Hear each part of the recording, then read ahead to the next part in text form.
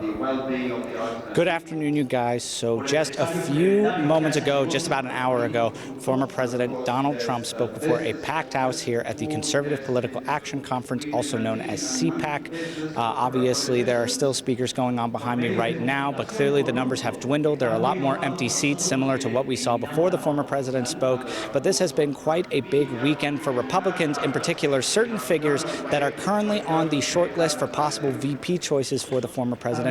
We've heard speeches from Elise Stefanik, Governor Kristi Noem, and many more. However, part of my speculation, which ultimately proved to be false, I believe that Trump was going to announce. He did not. However, much of his speech continued to echo many of his sentiments that he has felt throughout this campaign. He continued to say that the country is at a crisis point. He believes that the influx of migrants over the southern border is one of the biggest threats facing America right now, as well as Joe Biden continuing to be president. Again, this is what Donald Trump feels. He feels that Joe Biden is a threat to democracy, and he is calling on his supporters to go to battle with him and making sure that they get out there in November to vote for him. Here is what the former president had to say.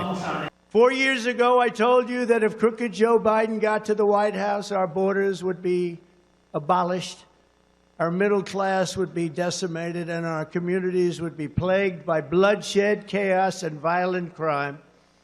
We were right about everything. For that and that alone, Biden and his deranged prosecutors, attorney generals, local district attorneys are trying to take away my liberty. They're trying to take it away. They're trying to steal my liberty.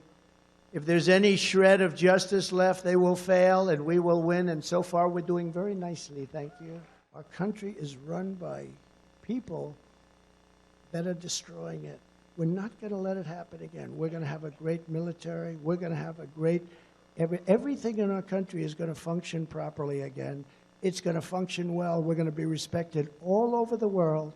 We're going to be respected like we've never been respected before.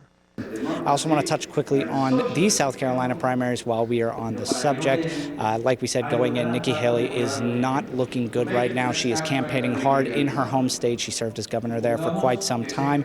However, former President Donald Trump is currently polling well ahead of her, and this could possibly be her final spot on the race for the White House. We just don't know yet. Like I said, she is determined that she will continue fighting this race. She is not willing to drop out just yet, according to her, as well as she will not accept the vice presidency spot with Donald Trump. She believes that ship has sailed. She does not want the position, nor does she think that Donald Trump would offer it to her in the first place.